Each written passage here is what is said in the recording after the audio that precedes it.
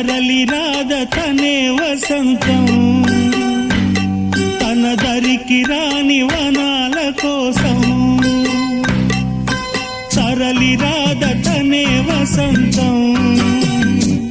తన దరికి రాని వనాల కోసం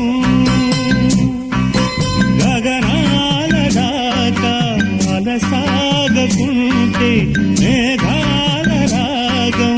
ఇలా చేరుకోదా తరలి రాద తనే వసంతం తన దరికి రాని వనాల కోసం